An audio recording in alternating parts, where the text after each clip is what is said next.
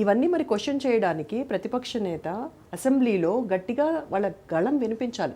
కానీ ఎక్కడ అసెంబ్లీకే రాని ముఖ్యమంత్రి, ఇక సారీ ఎక్సీఎం మీ అధినేత ఫామ్ హౌస్లో ఉండి ఏ రకంగా మీరు కూడా ముఖ్యమంత్రి అంటారు అందరూ. అదే మాజీ ముఖ్యమంత్రి మాజీ ముఖ్యమంత్రి ప్రజలలో ఆయన ముఖ్యమంత్రి ఉండడు. ఇవాళ ఆ అసెంబ్లీకి వచ్చినంత మాత్రాన అంటే అది వరకు సెక్రటేరియట్కి రాని ముఖ్యమంత్రి ఉంటారా అని క్వశ్చన్ చేశాం కదా, అలా ఇప్పుడు అసెంబ్లీకి అనేది ప్రజలు కోరుకునేది వాళ్ళ సమస్యలు పరిష్కారం అవుతున్నాయా లేదో కోరుకుంటారు. ఇప్పుడు రోజు వీళ్ళు కలుస్తున్నారు.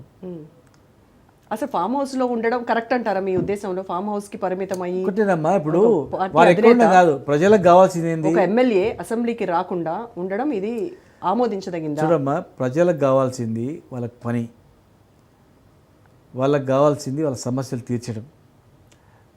మా కేసీఆర్ గారు గతంలో సెక్రటరియట్ రాకపోయినా ప్రజలకు కావాల్సినటువన్నీ కూడా, రైతుకు కావాల్సిన కరెంట్ ఉందా లేదా, నీళ్ళు ఉన్నాయా లేదా, ఇలా ప్రాజెక్ట్ నీళ్ళు ఉన్నాయా లేదా, హైదరాబాద్ నీళ్ళు తాగడానికి ఎండాకాలం వస్తుంది, మరి ముందు జాగ్రత్త ఎంత నిలువ ఉంది, ప్రతి విషయంలో పుట్టిన ప్రతి బిడ్డకు కూడా కేసీఆర్ కిట్లు ఏమేమి ఉన్నాయి, ఏమేమి పెట్టాలా, భోజనం హాస్టల్ మెనూ ఎట్లా ఉండాలా ఆలోచించి చేసేది.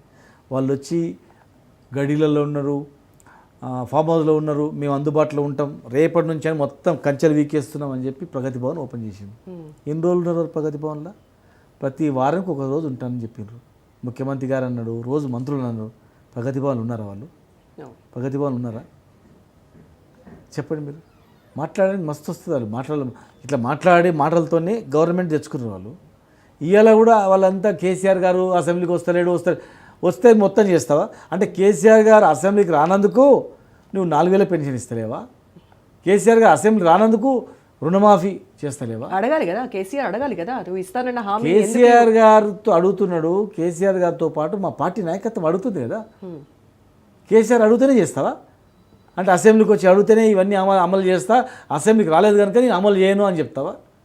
మీకు ప్రభుత్వం అధికారం ప్రజలు ఇచ్చింది, గవర్నమెంట్ మీకు ఫామ్ చేసింది, మిమ్మల్ని నమ్మింది అమలు చేయడానిక, లేదు కేసీఆర్ వచ్చి అసెంబ్లీలో కూర్చుంటేనే మీరు అమలు చేయాలా అని కండిషన్ మీద ఇచ్చారు నీకు?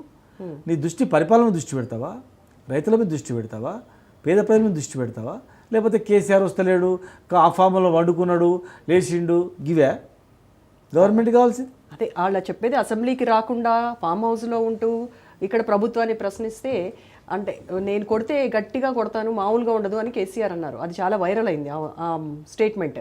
ఇప్పుడు రేవంత్ కూడా అదే చెప్తున్నారు. ఆయన కొట్టడము ముందు డ్రగ్స్ ఏదైతే పబ్లో డ్రగ్స్ అమ్ముతున్నాడో ఆయన కొడుకు కేటీఆర్ను కొట్టమనండి, లిక్కర్ స్కామ్లో పట్టుబడ్డ కవితను కొట్టమనండి, కాళేశ్వరంలో కమిషన్ తీసుకున్న హరీష్ రావును కొట్టమనండి, ఆ తర్వాత మాట్లాడదాం అంటున్నారు.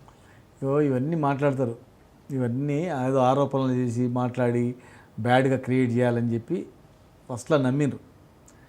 ఎలక్షన్ కన్నా ముందు నమ్మిండ్రు, ఎలక్షన్ అయిన తర్వాత ఒక 2 నెలలు నమ్మిండ్రు, పార్లమెంట్ ఎలక్షన్ తర్వాత నిజస్వరూపం బయటపడ్డది.